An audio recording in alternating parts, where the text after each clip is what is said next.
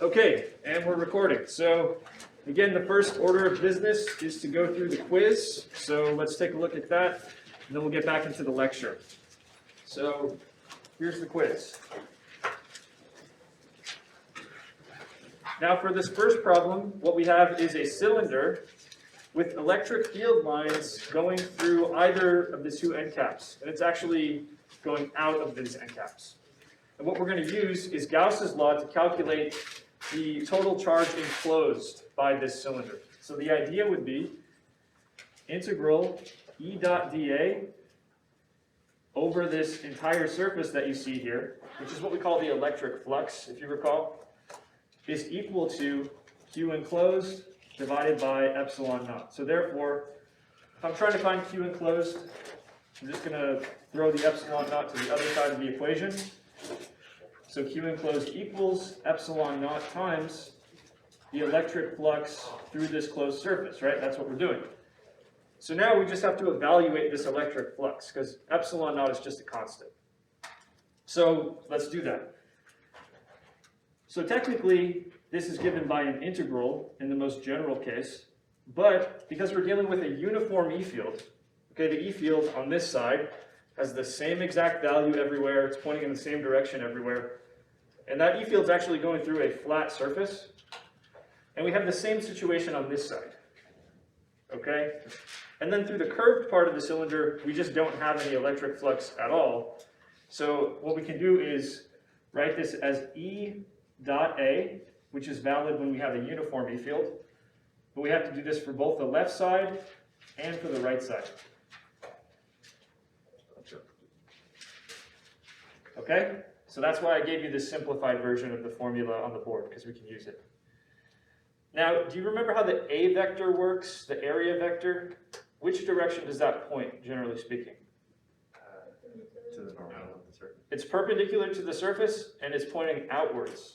So this is my E vector on the right side. Call that maybe ER. My area vector on the right side is pointing like this. It's pointing straight out. So when I take the dot product of these two, that's really just going to give me E times A times cosine of 0 because the two vectors are pointing in the same direction. And that would also be true on this side, by the way. So here, I'll call this ER times A cosine 0 for the flux through the right side over here, plus EL times A for the left side. That's also going to be multiplied by cosine 0 when we evaluate the dot product, because same deal, the E and A vectors are pointing in exactly the same direction. Okay? So by the way, what's a formula for the area that we're going to use in this situation? It's a circular area, so we have pi r squared multiplying ER plus EL, essentially, if you want to write it this way. Okay? So therefore, our enclosed charge is just epsilon naught times this whole thing. So this is where we can make a calculation now. Q enclosed equals epsilon naught times pi times r squared. Basically, we're summing up the two E fields on the left and right side in the parentheses. So let's put the numbers in. We have 8.85, 10 to the minus 12, coulombs squared divided by newtons times meters squared for epsilon naught units. We have pi times radius, which is given right here, 47.5 centimeters, or 0.475 meters squared. And then here are the two E fields added together. 285 newtons per coulomb plus 575 newtons per coulomb, right? So this is the calculation we do. What does it work out to? 5.39 times 10 to the negative 9.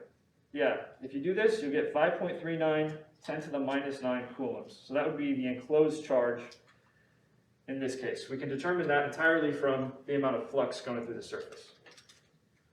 You wouldn't take into account the direction of the E field, so like it wouldn't be 575 minus. We already did that through the dot product. You see what I'm saying? The dot product over here depends on how E is pointing relative to A, And what we said is, in both cases, they're pointing in the exact same direction. So it's at this step where we've already accounted for the direction of the E field. Okay? All right, this second one doesn't require a whole lot of calculation, okay? We just have to really think about what Gauss's law is telling us.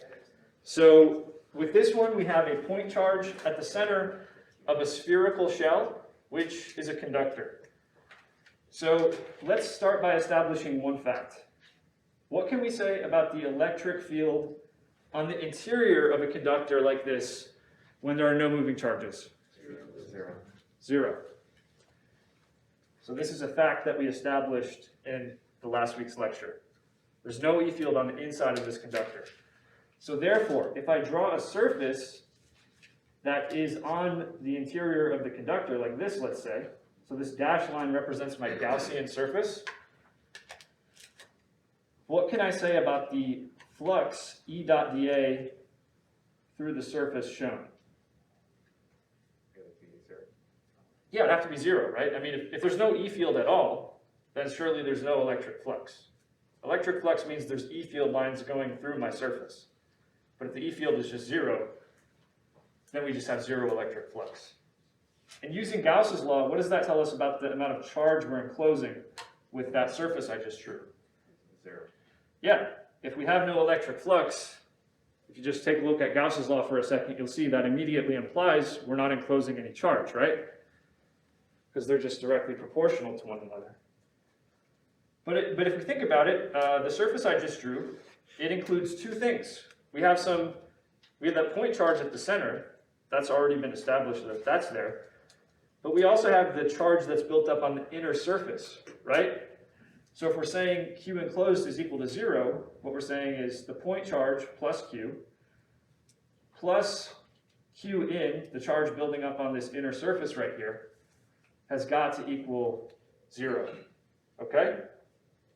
So therefore, the charge building up on the inner surface is just minus the charge of that point right there, which is minus 50 microcoulombs. Okay? Now, how do we then get the charge on the outer surface? We could do this a few different ways. We could do a similar thing where we draw a surface that encloses the outer surface now and just apply Gauss's law.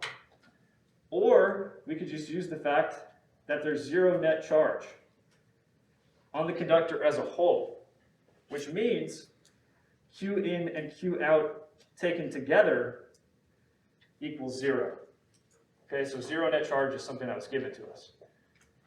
So that means Q out is just minus Q in, which is positive 50 microcoulombs. Okay, so this is the exact one we did in lecture. I just want to show you again how this works. Any questions? So I've already put the solutions to this up on Canvas, so you can see it there. But if there are no further questions, we can jump back into the lecture. All right? Yeah, go ahead. For the first one, there's instance where the E field is going like towards each other, is it gonna change?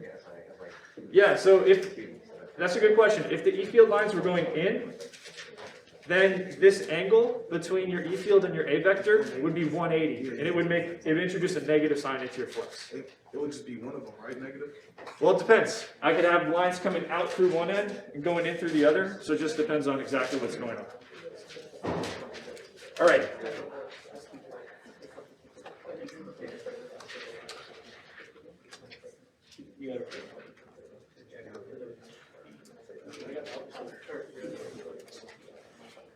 Okay, so that's it for the quiz. Back to this. We're doing a lecture on electric potential. So we weren't able to get to this on Monday, but I want to go through it real quick. This is just another example of where we can use some of the formulas that we've developed so far. So this example involves ionizing a hydrogen atom. This is an example we've seen before, actually. For the purposes of energy calculations, we can think of the hydrogen atom as just a stationary proton in the nucleus with an electron moving in a circular path around it. So the reality is a little more complicated. You need quantum mechanics to really describe what's going on in an atom, but we're just going to take this simple model for now. Okay, the typical distance between the proton and the electron in a hydrogen atom is something that's known. It's 0.529, 10 to the minus 10 meters.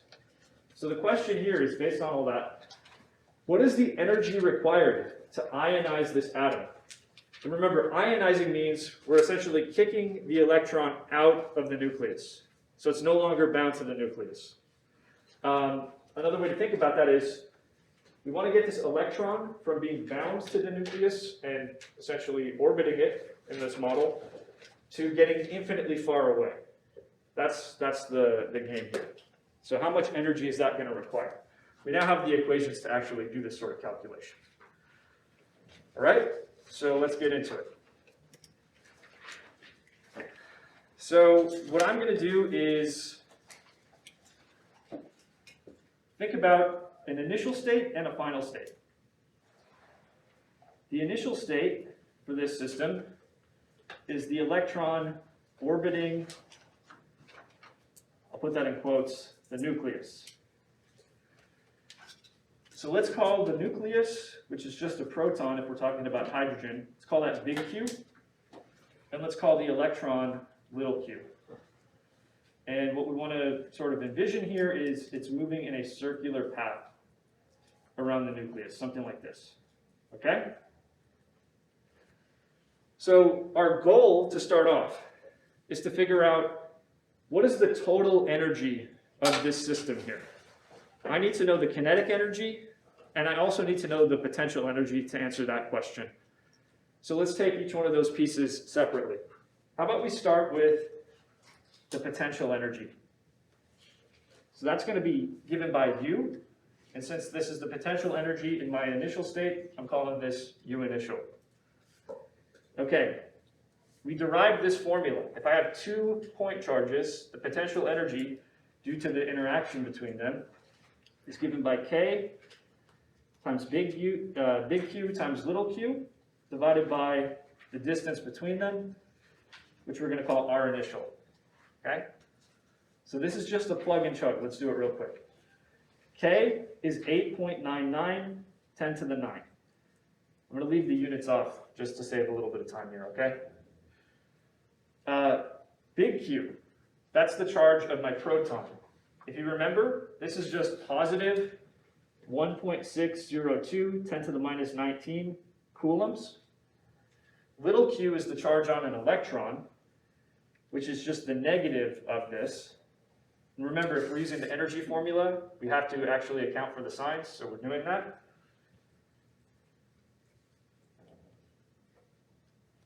Okay, that should say minus 19. I didn't write that very clearly.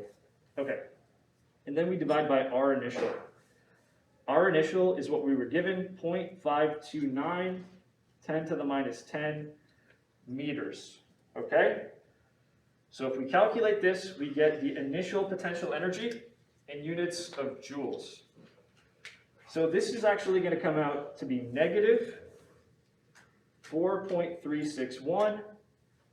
Keep 3 sig figs on that at the end. 10 to the minus 18 joules. So that's just potential energy, and we got that using the formula we derived last time. Okay, pretty straightforward so far. What about kinetic energy? How would that go? What's the general formula? What happened? D squared.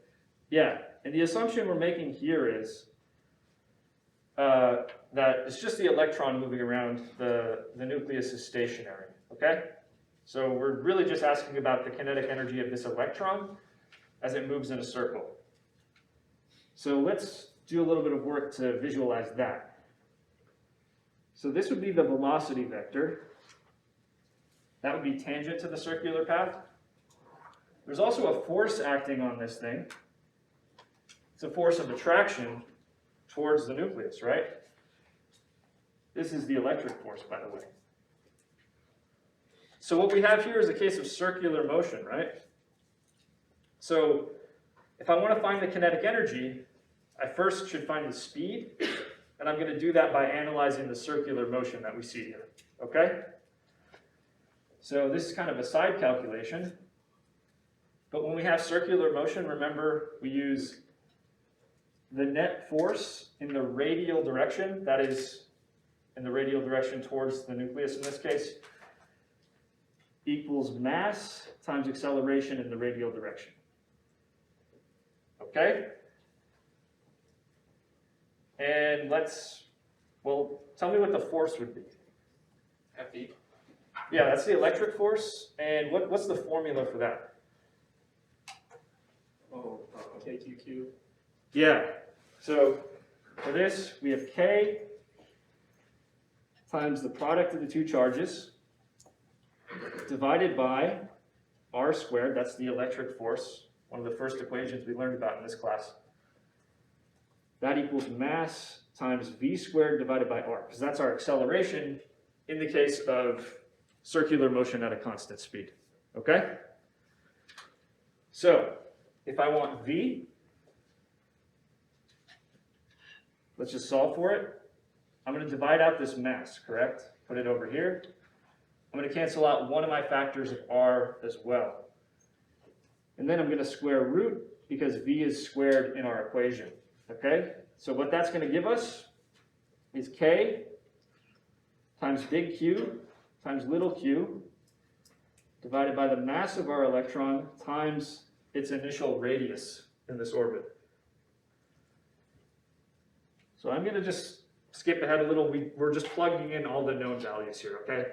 If you do this, this is what you'll get.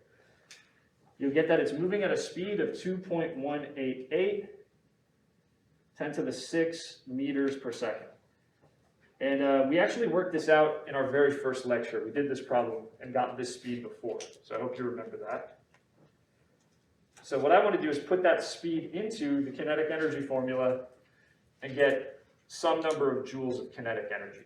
Okay? We good so far? So our initial kinetic energy is 1/2. So here's what we're doing. We're taking 1/2 times mv squared, where the mass is that of an electron, 9.11 10 to the minus 31 kilograms. That's the mass of an electron, times this speed, 2.188 10 to the 6 meters per second, and then we're going to square that speed. So again, I want to just get through this one a little quickly. I'll tell you the result of this calculation. This comes out to 2.181 10 to the minus 18 joules. So let's think about this. If we know both the potential and kinetic energy, we can calculate the total by summing them together.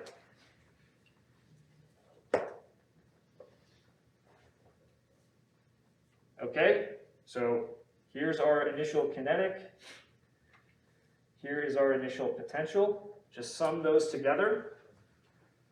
And what you'll get is minus 2.18 10 to the minus 18 joules. It's actually negative though. So negative 2.18 10 to the minus 18 joules. Okay? Now I mentioned last time that joules is not really a convenient unit for this type of energy. We'll typically use electron volts instead. So let's just convert this into electron volts. If you recall, for every 1 electron volt, we're going to do a unit conversion here. We have 1.602 10 to the minus 19 joules. That's the conversion between electron volts and joules. And if you do this, here's what you'll get, minus 13.6 EV. Has anyone taken chemistry before? And do you recognize this number from chemistry, perhaps? It's kind of an important number in chemistry. This is where it comes from, okay? Ionization energy of the hydrogen atom. But we're not entirely done yet. Let's just explain. What have we done here? We found the initial energy of our electron as it's orbiting the nucleus, okay? But what about the final energy? So if we're trying to ionize this atom, the final state is the electron getting infinitely far away from the nucleus. Okay, so let's just say electron gets infinitely far away from the nucleus.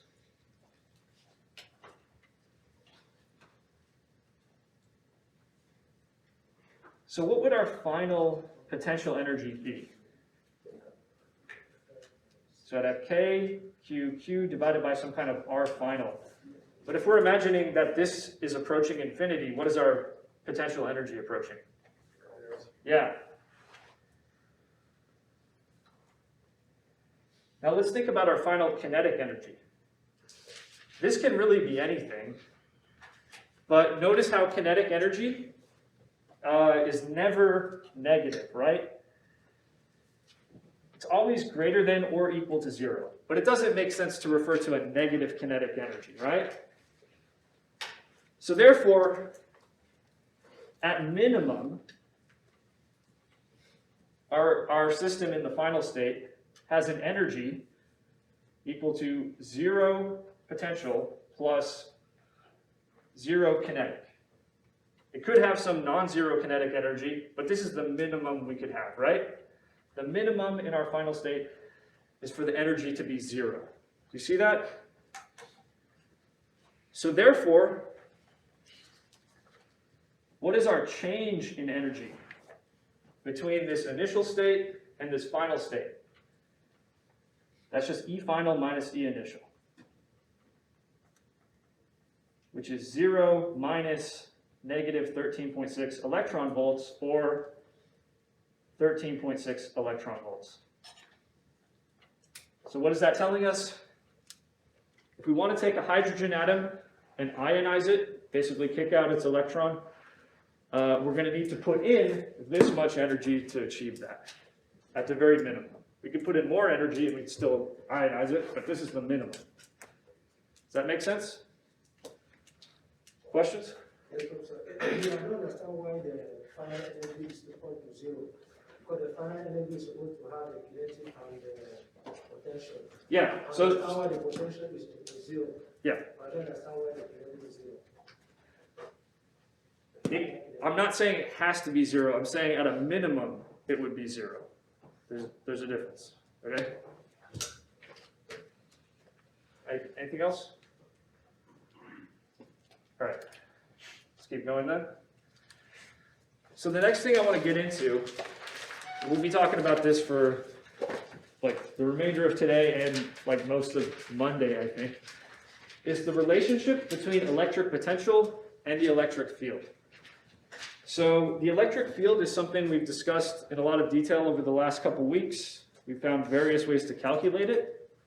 So since we have some familiarity with the E field, how can we relate it to this new concept of electric potential?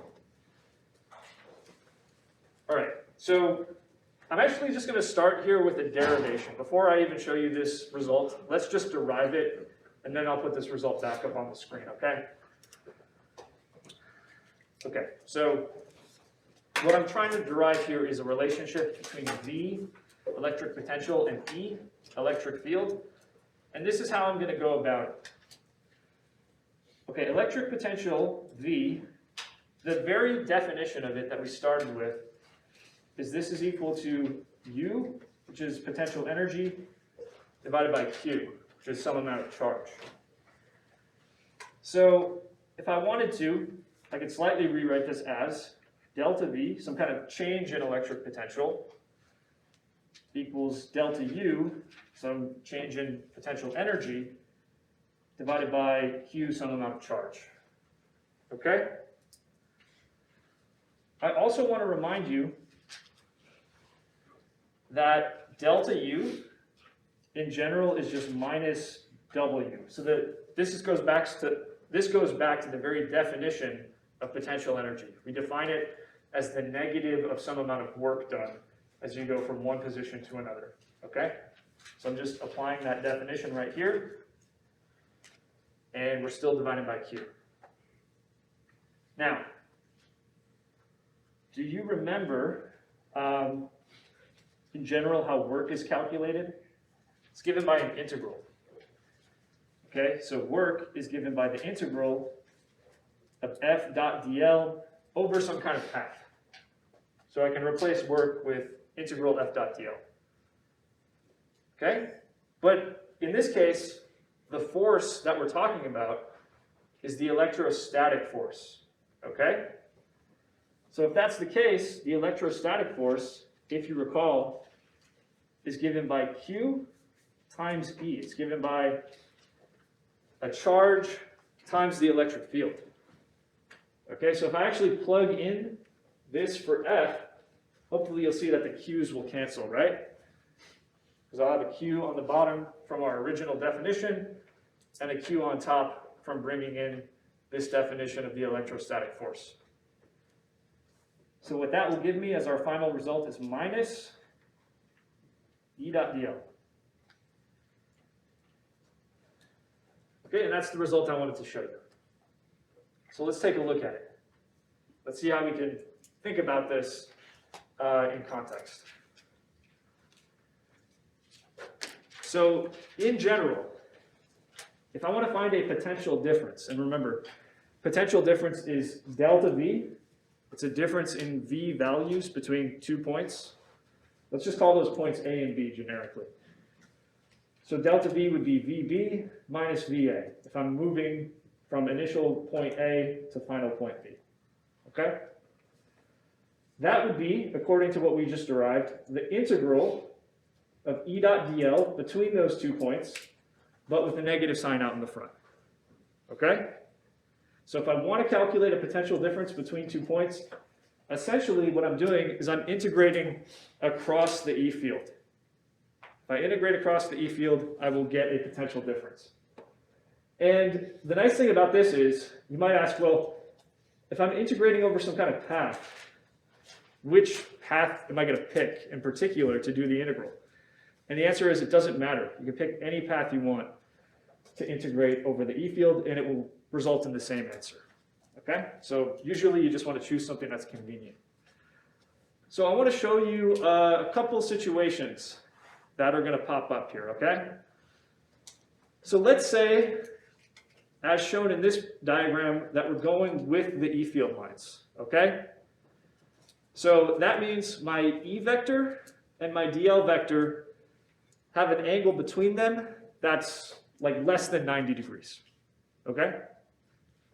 In that case, if I do E dot dl, I'm going to get something positive. I hope you see that, right? If these are going in the same direction, I will get a positive dot product between them. But there's already a negative sign out here. That means if I'm going with the E field, that my potential difference comes out negative. So if I'm going with the E field, V is getting smaller. I'm losing potential as I go across. If I'm going the other way, if I'm going against the E field, then E dot dl is going to be something negative. Okay? But we already have a negative sign out front. So that means the overall result will be something positive. So if I'm going against the E field, I have a positive potential difference. Okay? And then finally, if I'm going perpendicular to the E field, that means my E and dl vectors are at 90 degrees. And I know that the dot product between them will give me 0. So if I'm just going perpendicular to the E field lines, there's no potential difference whatsoever. Okay, so those are the 3 cases I just want to highlight for you. All right, so let me just explain something about that formula. There are 2 cases. One case is we have a non-uniform E field.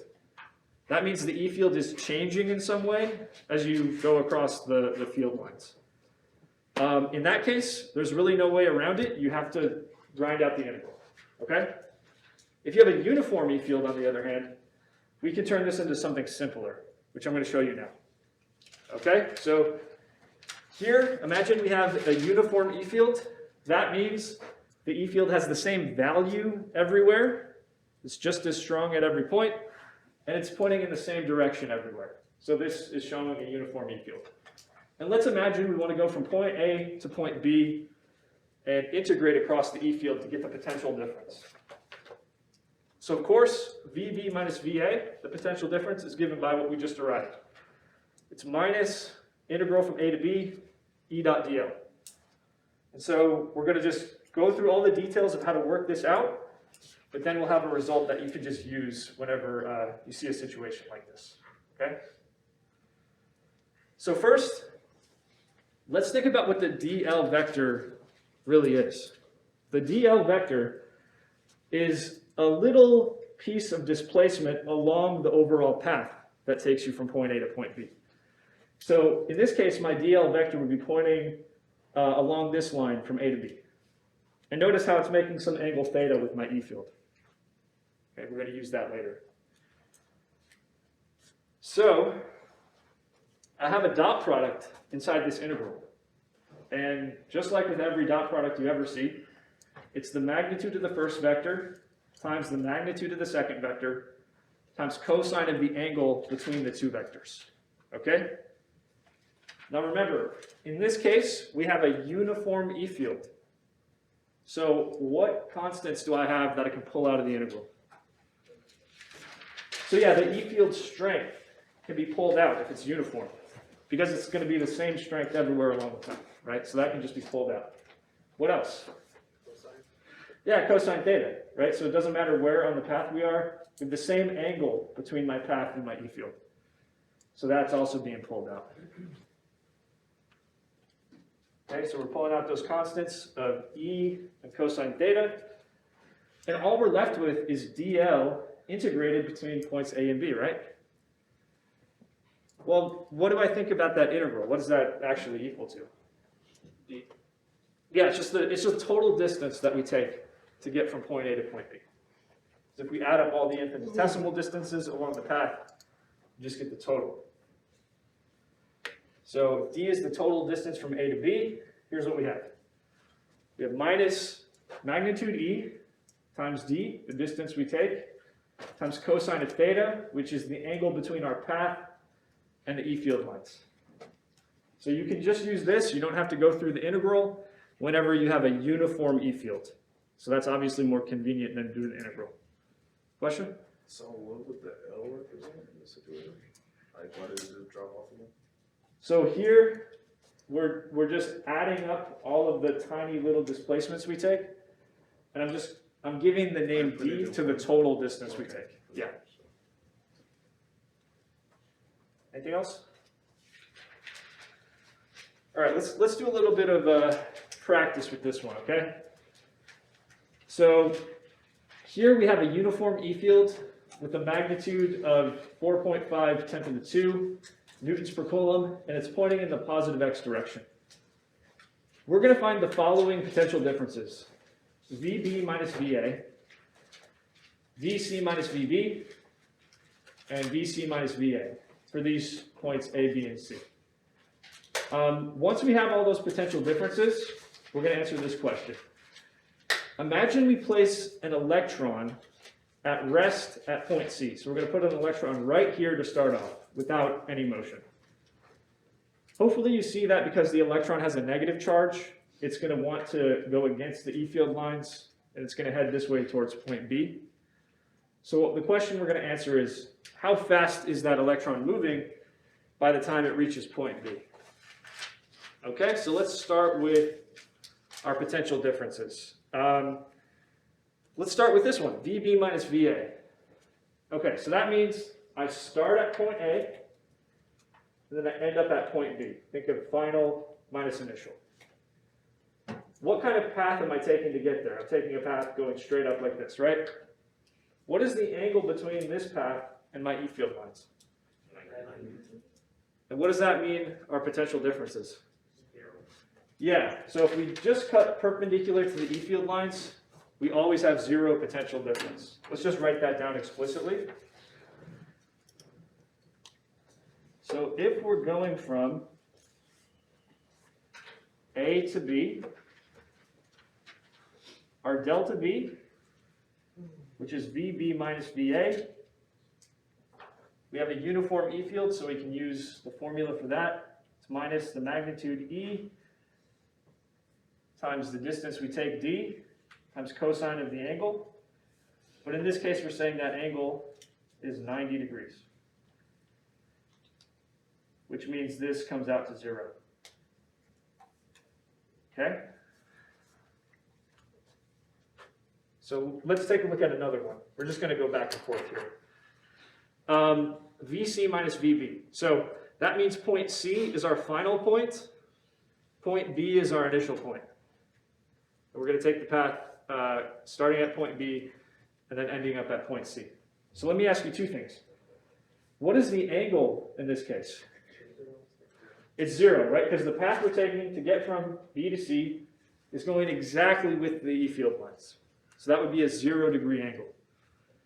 What about the distance? What distance would we use? 6 meters, because we start at x equals 3 and at x equals 9. So we travel 6 meters along the E field lines. So what do we expect this to come out as? Positive or negative?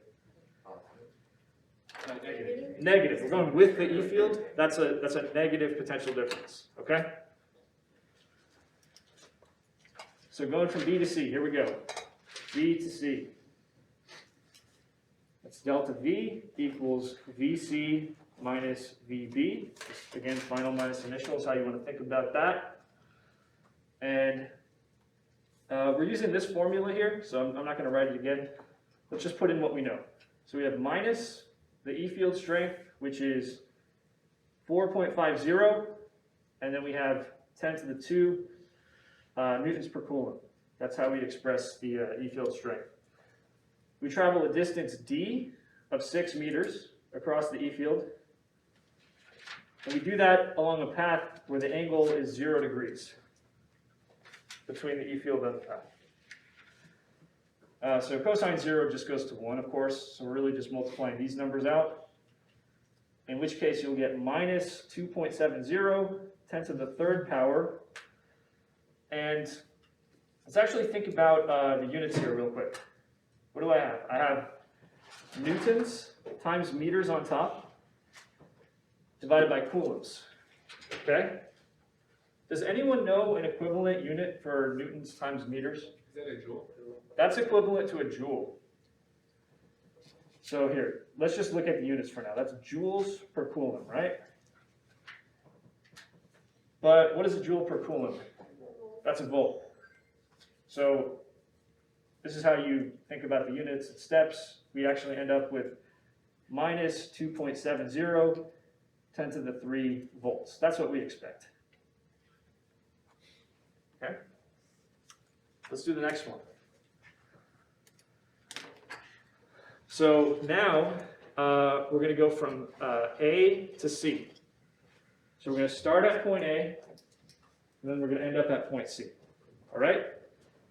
Now actually, we don't need to make an entirely new calculation. We could do this. We could just say, okay, I'm going to go in a straight line from A to C, so I'll find this distance, and I'll find some angle. That's a lot of work. We don't want to do that. Can anyone see a quicker way to do this? Up to B and then up to that C. Yeah, because we can take any path we want, as long as we start at A and we end up at C. In this path, where we go straight up to B and then straight across to C, is a lot more convenient, right? Because we know each part of the path. The first potential difference is just 0. We already worked that out. And then the second potential difference is what we just calculated, okay? So Let's just B with C again. just the same answer that we got before. Because this part of the path does not add any additional electric potential. Okay? Does that make sense? Okay, so here's how you can think about this. If we're going from A to C, delta V, if we write it out completely, is VC minus VA. But what I just did is I broke that down into two pieces. That would be VC minus VB, and then add to that VB minus VA. So I'm kind of breaking it into these two pieces, right? And you see how plus B minus B cancels out. We still just have VC minus VA. This part of the path is minus 2.7, 10 to the 3 volts, and this part is 0. So like I said, the answer is just the same as before. Does that make sense? Okay. So there's one follow-up question. I just want to go back to it so we can remember what's going on. So we found all the potential differences we wanted. The next thing is, we imagine there's an electron starting at point C at rest. We have an intuition it's going to feel a force going against the E field lines because it's a negative charge. So at some point, it'll end up here at point B. How fast is it moving? Okay, for this, we're going to use conservation of energy. So that is the total kinetic plus the total potential energy of our electron as it moves across the E field lines should remain constant. And we'll use that to calculate our final speed. Make sense? All right, so let's do that. So conservation of energy tells us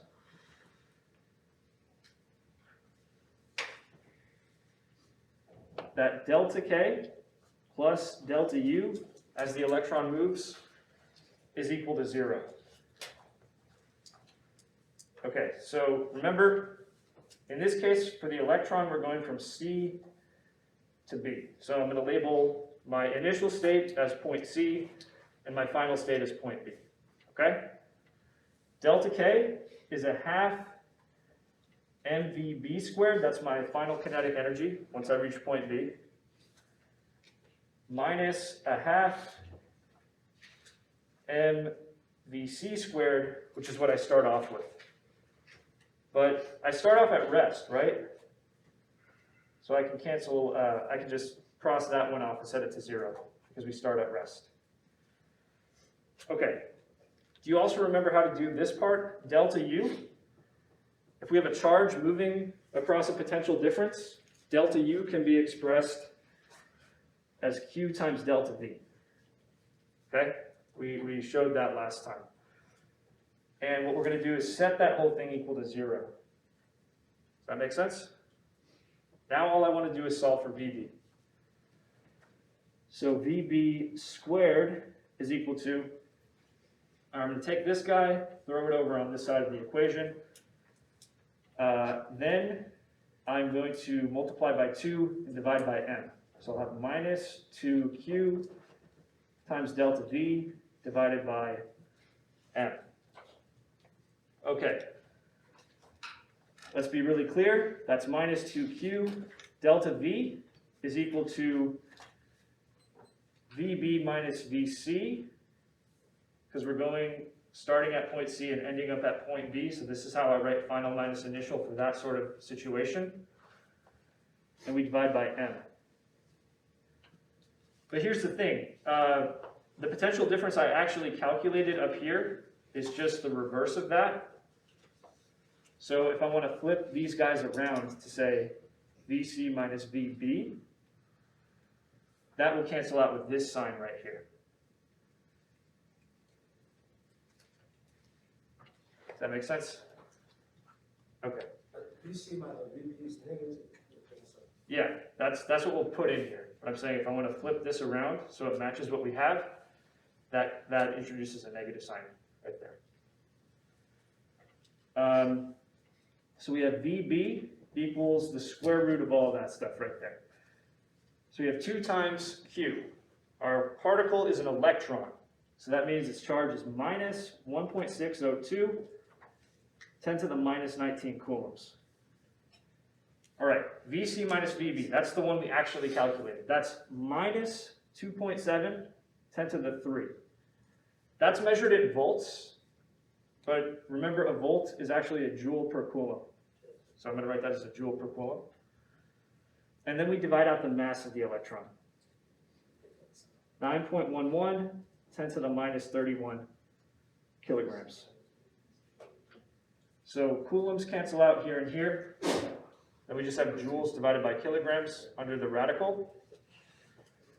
And what is joules divided by kilograms? That's joules is kilograms meters squared per second squared. If we divide out kilograms, the mass unit just drops out. If we square root, this just becomes meters per second. So I'm just showing you the units work out to what we expect, which is meters per second. But what is the value we get here? Someone crunch this for me. Is that kg? Yeah. But that cancels out, so we just get meters per second. But what is the speed we end up with?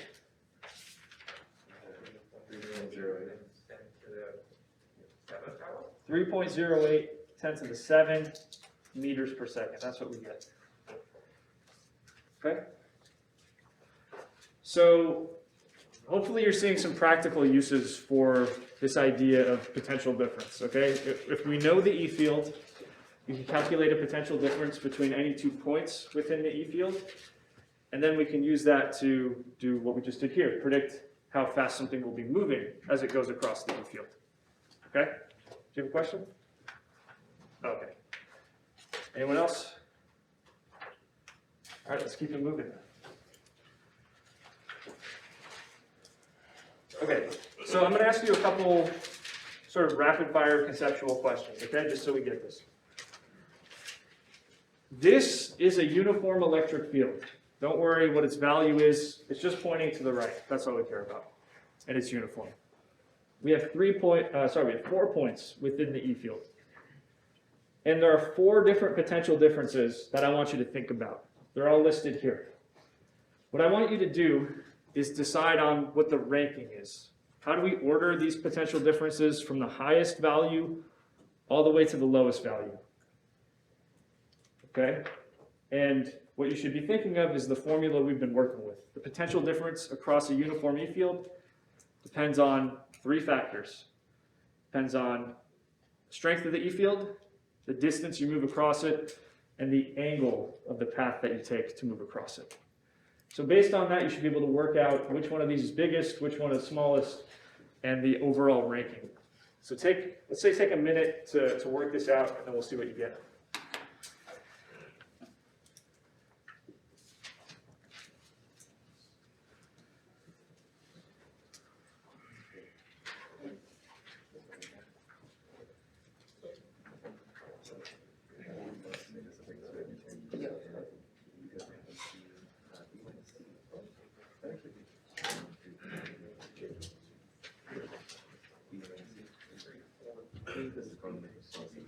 What would like be a practical example of this? Like a real world example, like using this stuff. Inside a capacitor, you'll have a pretty uniform utility. So you want to know your voltage across it.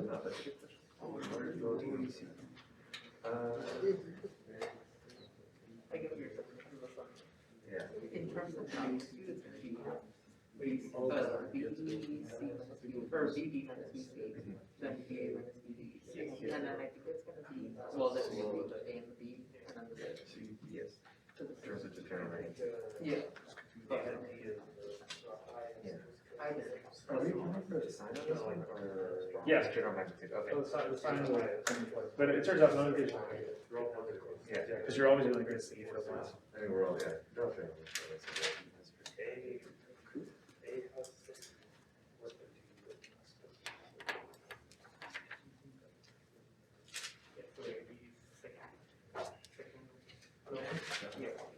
All right, so let's start with this.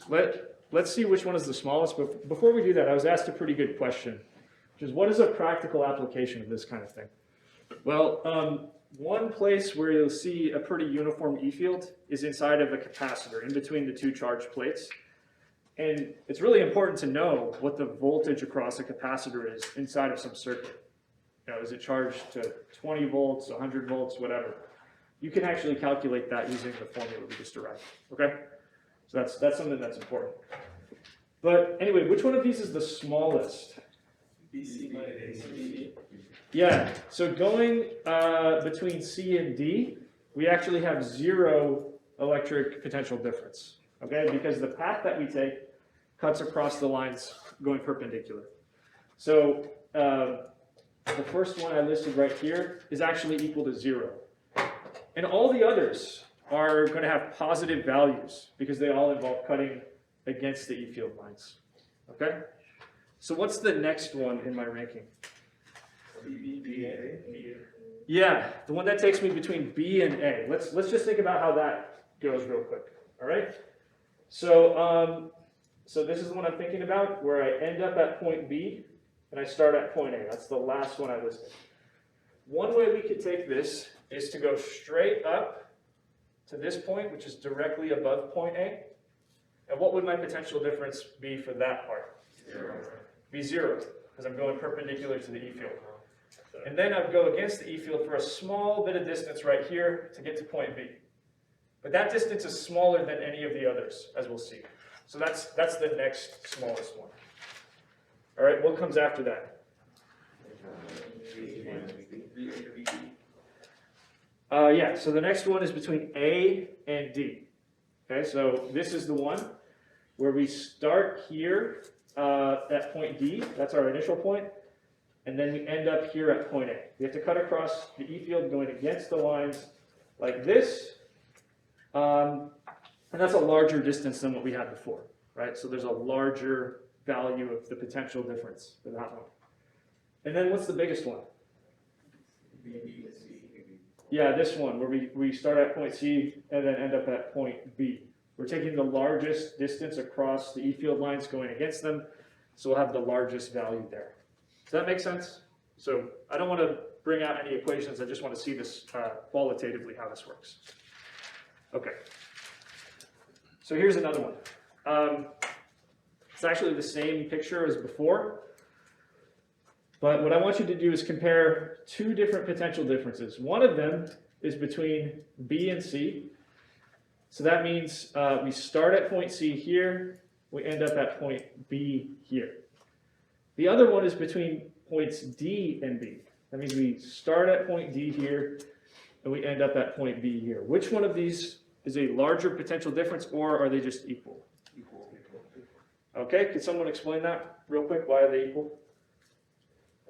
Because the vertical difference is 0, so it's not going to matter where they came from because the horizontal distance is exactly the same.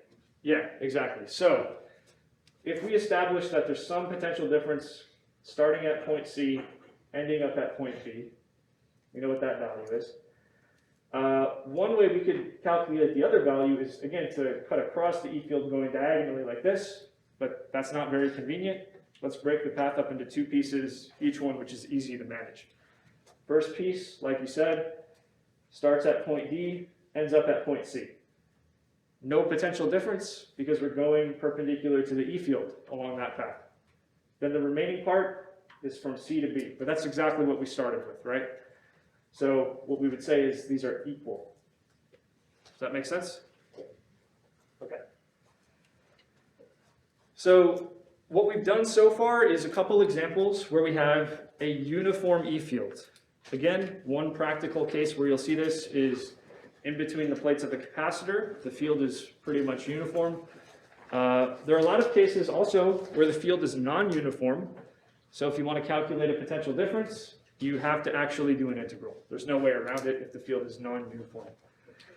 So here's the situation. We have an infinite line of charge with a uniform linear charge density lambda. And we'll assume lambda is positive. So whatever charge is on the line, it's positive. So we're just seeing a section of the overall line, but we imagine it extends infinitely far in both directions. Okay? So you can imagine this is some kind of wire with a bunch of electric charge on it that's really long. So first, we're going to find an expression for the E field. And then we're going to integrate that expression to find a formula for the potential difference between 2 points. Okay? And then once we've done that, we will plug in some values into that formula to get out some number of volts. Okay? So this is going to take a few steps. First, we find the E field.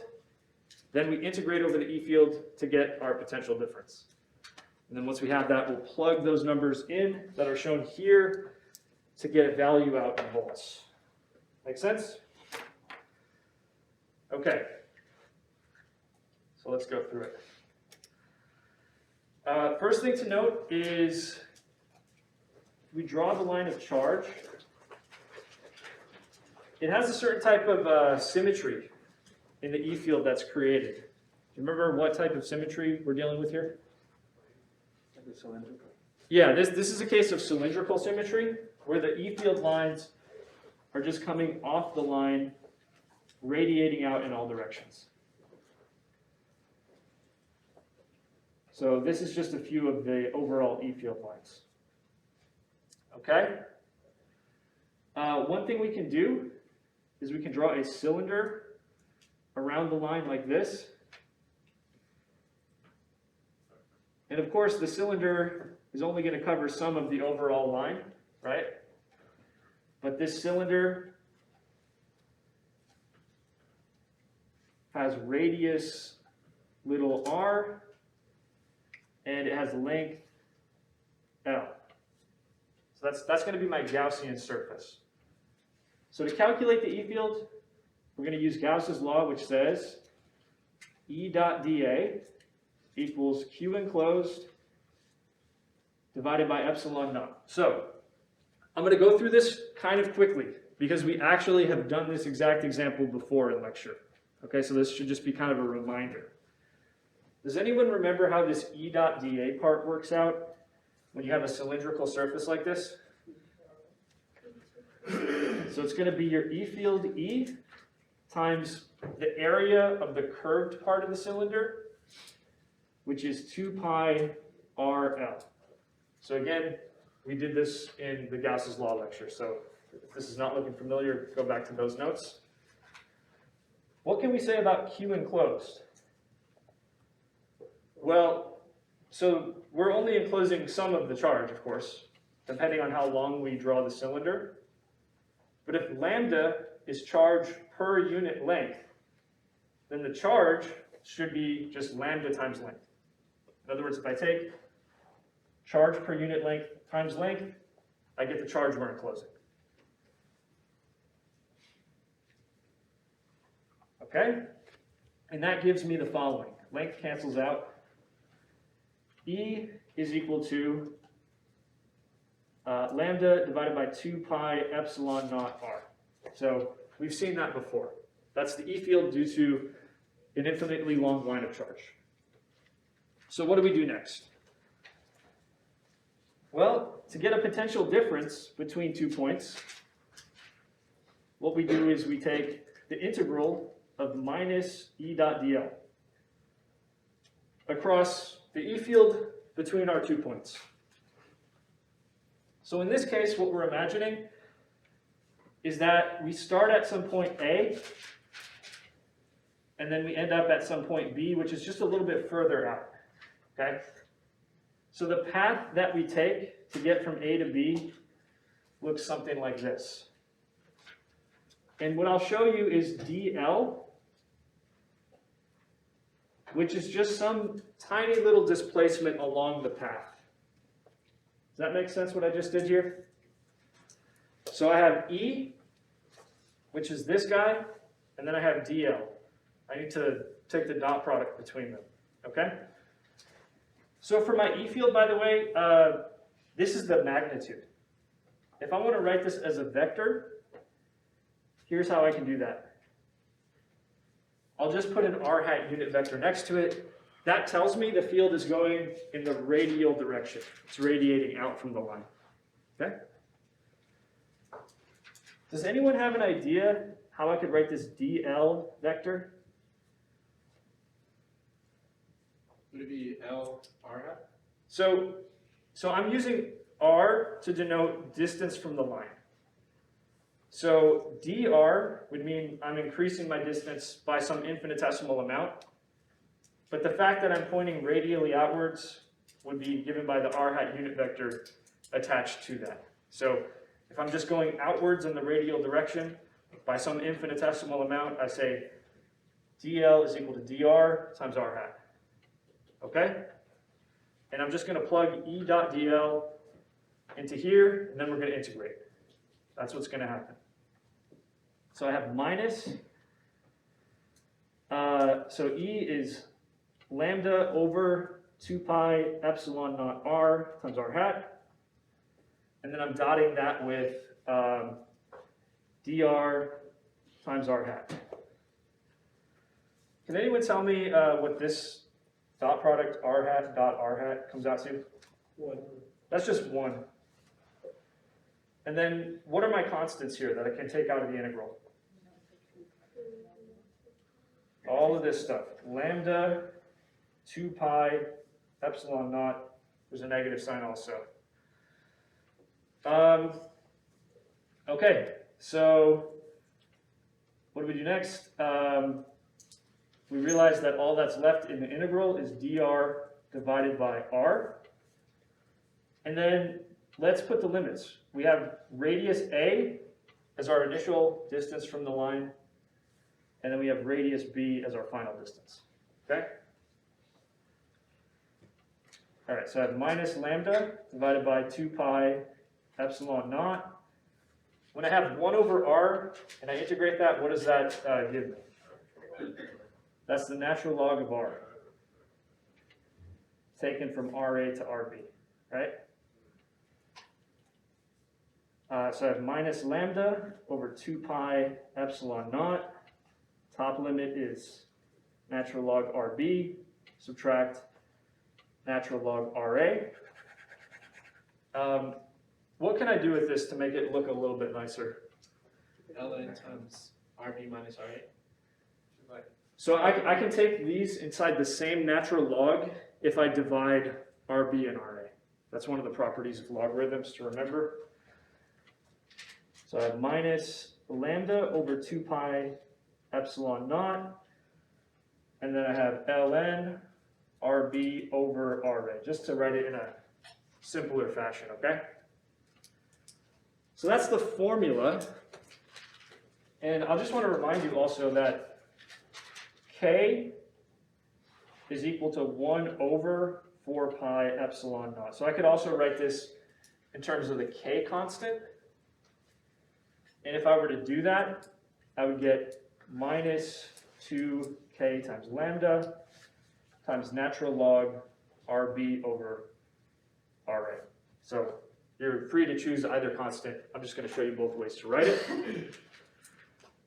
And the last step is, let's plug in the numbers given to get a value out, okay? So in the problem, we'll start with K, right? K is pretty obvious. That's 8.99, 10 to the 9 newtons meters squared per coulomb squared. Okay. Lambda, that's our charge per unit length. That was given to be 1.5 microcoulombs per meter. So 1.5 microcoulombs is 1.5 times 10 to the minus 6 coulombs. That's per meter. Okay? And then we have natural log, Ra, Rb divided by Ra. Rb was 37.5 centimeters. Ra was 12.5 centimeters. Let's cancel out centimeters. By the way, whenever you have something like this, like a natural log function, the argument of your function shouldn't have any units in it. And that's what we see here. Can someone crunch these numbers for me? Tell me what you get.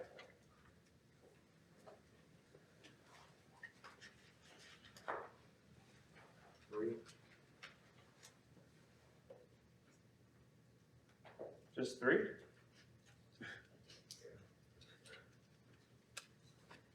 It's a negative number and it's fairly large. Oh, wait, here, ready. Yeah, don't forget the powers of 10 in there.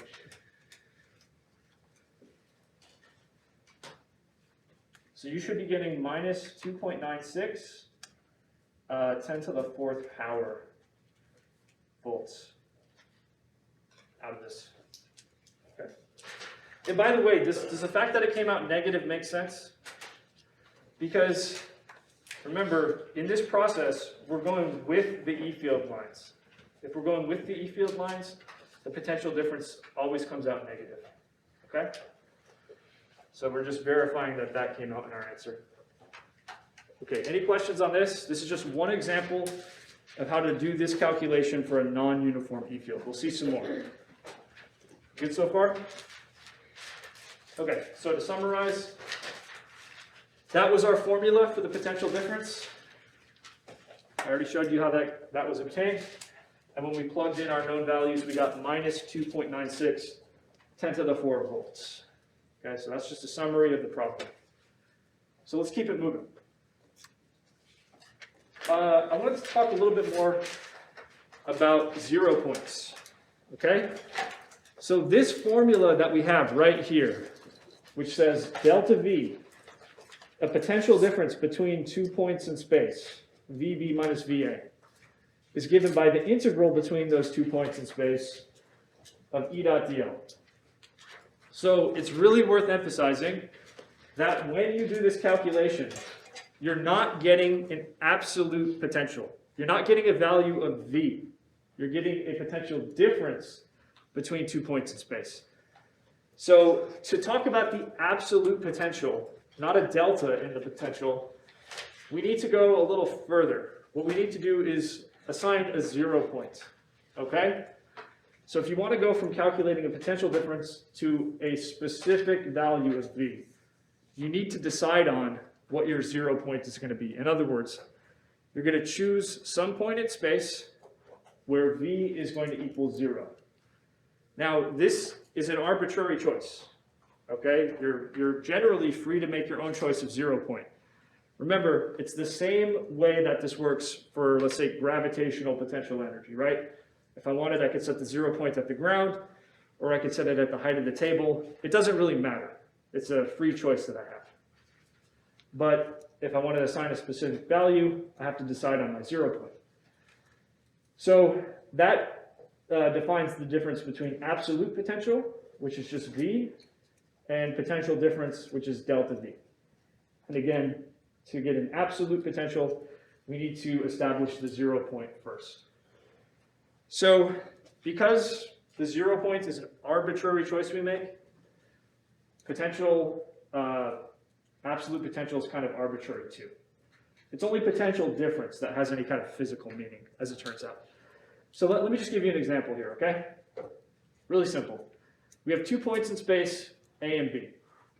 So in the first situation, I'm going to set my 0 point at point A. So that means my potential at point A is equal to 0. And then we have VB is equal to 50 volts. All right? So my delta V as I go across from point A to point B is 50 volts. Pretty simple, right? Because we're just doing 50 minus 0.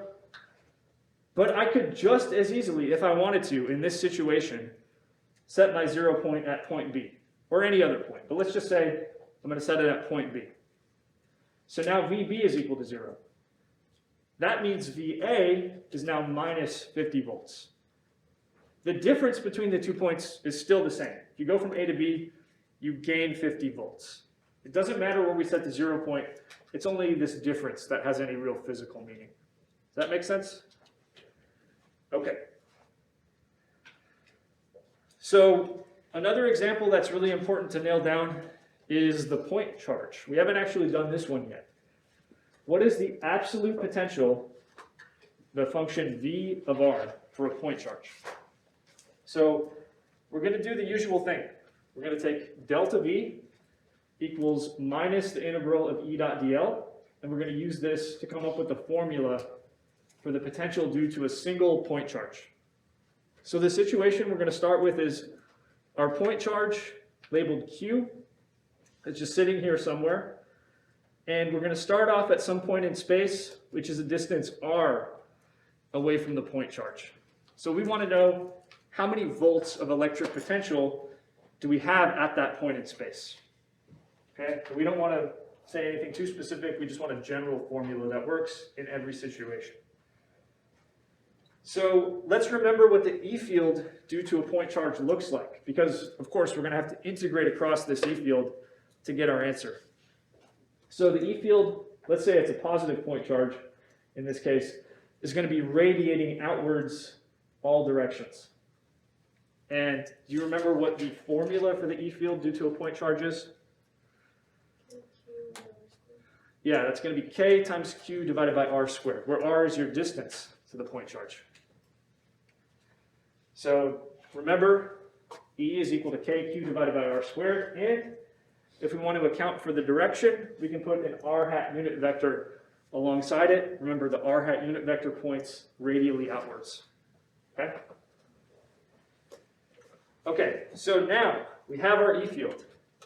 Now we have to integrate over some kind of path where we start at some initial point and we end up at some final point. the path that I want you to imagine here starts at this point, some distance r away from the point charge, and then it just goes outwards. And I want to imagine getting infinitely far away from the point charge. So we start some finite distance away, and then we just head outwards until we're infinitely far away. That's the path that we're going to take for this calculation. Okay? So our dl vector is going to be dr, some tiny distance we take along the path in the r hat direction. That's how we write this. So, inside the integral, I have E dot dl. So that means I have kq over r squared, and then I have dr coming from this part, and then I have r hat dot r hat, just putting it all together. This is E dot dl, okay? Remember what happens to r hat dot r hat? That goes to what?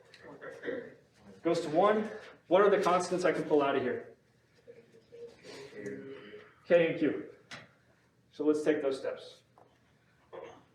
Okay, so what did I do going from this line to this line? I took r hat dot r hat, set it equal to 1. I pulled out the constants k and q from the integral. And also what I did on the left side is I said, we have a delta v. So remember, delta v is just v final minus v initial. How do we think about this? Well, my final value is when we're infinitely far away. So I'm writing this as v at infinity. My initial value is when we're at distance r. So I'm just going to write that as v of r. Does it make sense how I'm writing this? So final minus initial for delta v can be written this way. Okay, here's the next step we're going to take. We are going to make a choice about our 0 point, which we're free to choose anything. But for a point charge, the typical thing we do is to set the 0 point at infinity. Okay? This is an arbitrary choice, but it's one that's pretty much universally made in this kind of situation. So we're just going to take the 0 point to be at infinity, so that as r goes to infinity, v goes to 0. As you get infinitely far away, the potential goes to 0. So that means this term, v infinity, is going to be set to 0, because that's where we chose the 0 point. Okay? And then we're left with this. We have minus vr, because we set this term to 0, and then we have the integral. If you have r to the minus 2, by the way, and you integrate that, you get minus r to the minus 1. That's just the power rule for integration. Okay? And we have to evaluate that between our limits, which is r to infinity. So here's what we've got. I'm going to have minus kq times 1 over infinity minus 1 over r. And I think I have everything in order. So what can I set the the 1 over infinity part to? 0. Set that to 0. So all we're left with is this, kq divided by r. Okay? So the absolute potential for a point charge is given by kq divided by r. That's the takeaway from this. Okay? And notice the formula fits the definition of 0 point that we made, right? If r gets really, really big, v starts to approach 0. So the 0 point is at infinity. Okay, so that's how this works. There's also another way we could have done this. Remember, the definition of electric potential is V equals U divided by Q. That is, it's the potential energy per unit charge.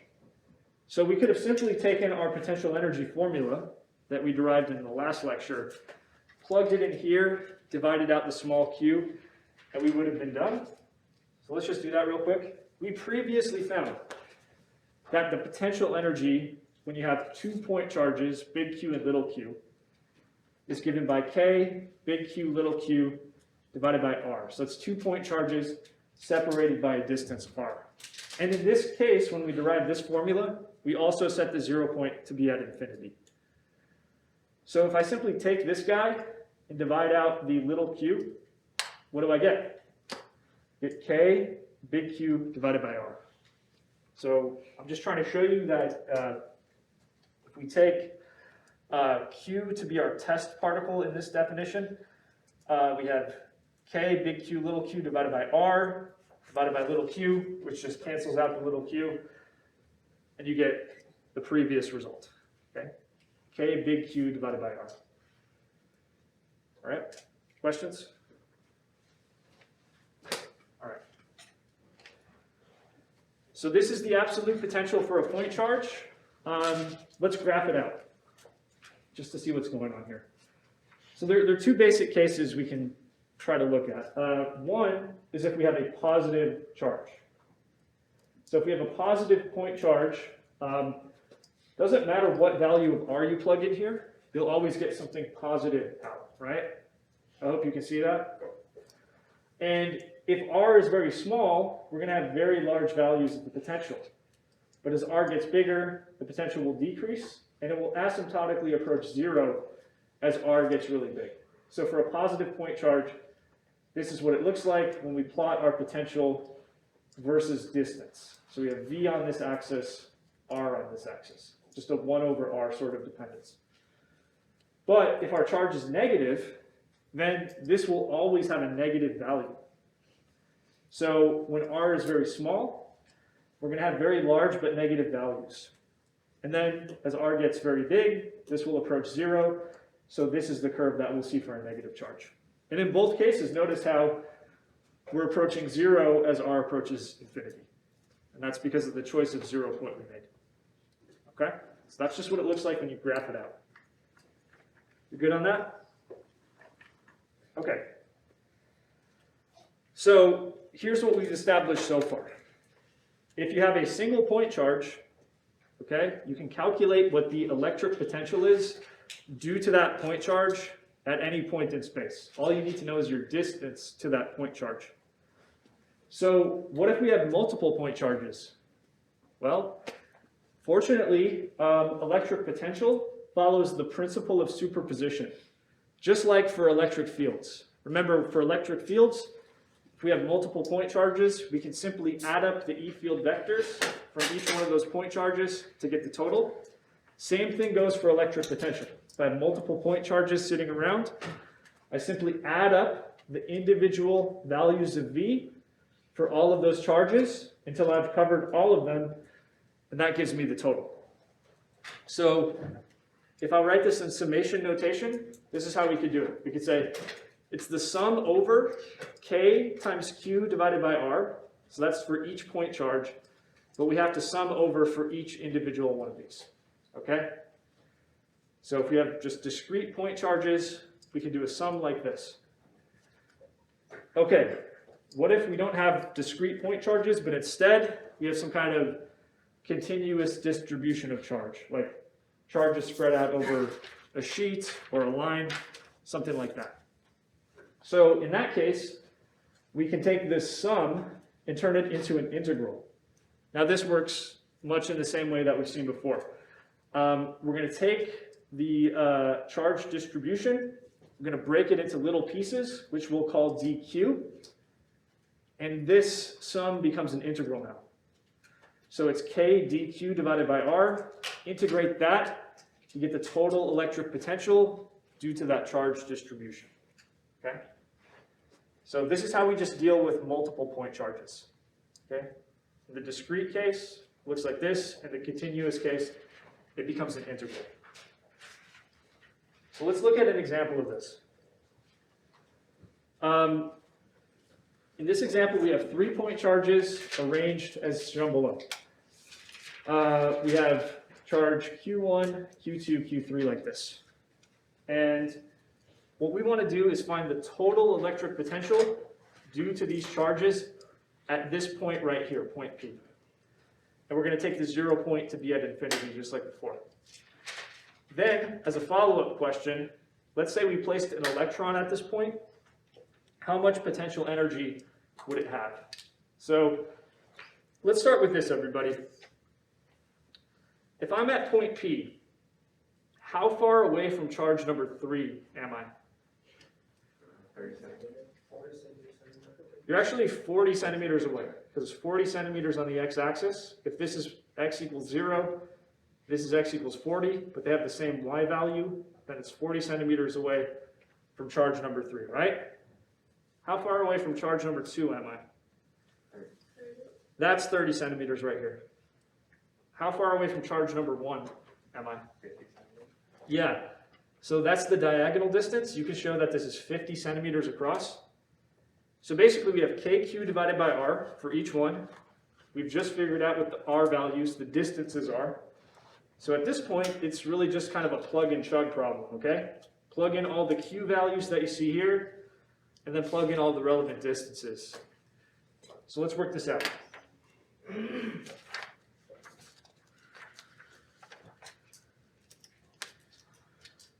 All right, so the total electric potential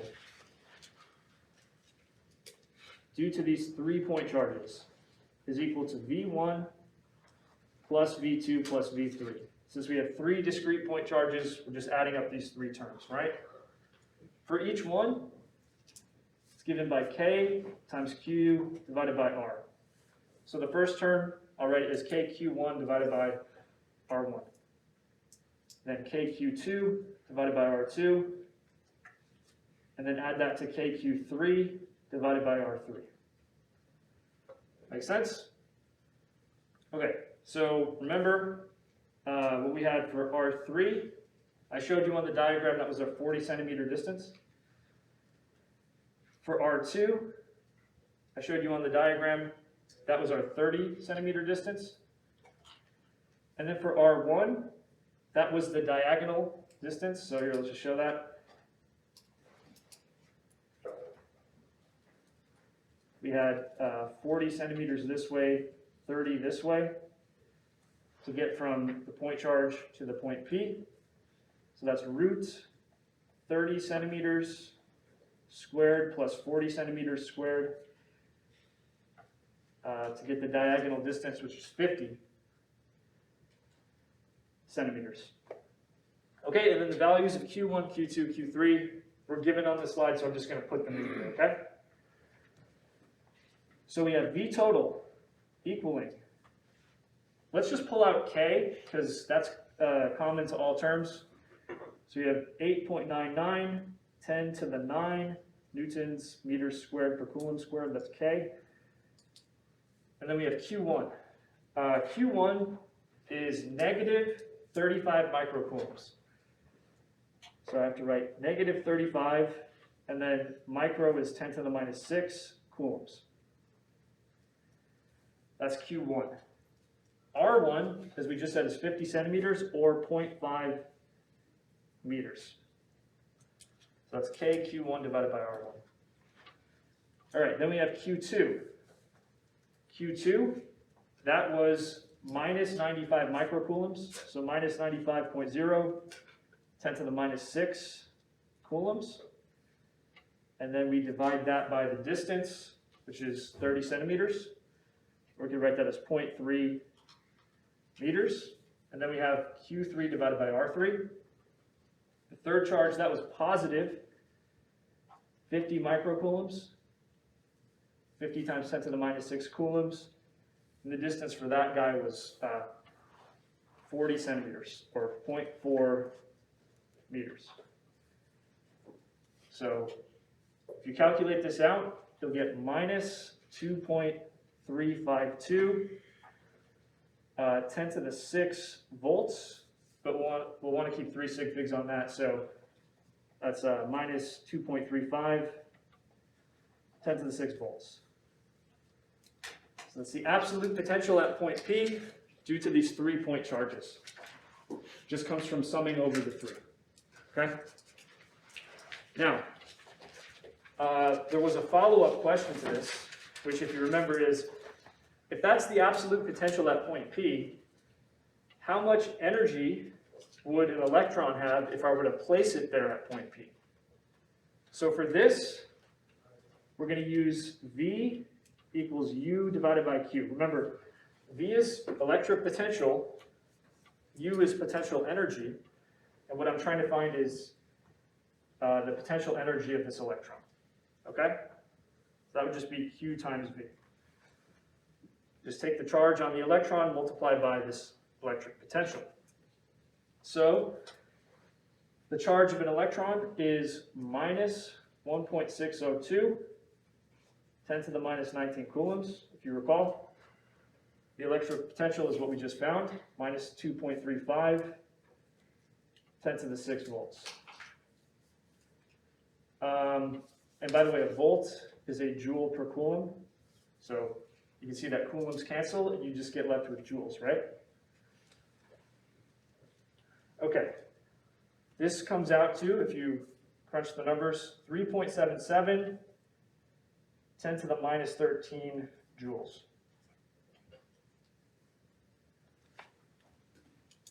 Okay? So hopefully you see how to make this kind of calculation with multiple point charges. Any questions on this? Okay. Let's see what we have next. Okay. So I'm thinking that probably don't have enough time to finish this problem up. It'll take longer than 8 minutes. So we'll finish up class now. Again, if you're in the Wednesday lab, we do not have lab today. But if you're in the Friday lab, we do have lab this week. Okay? So see you then.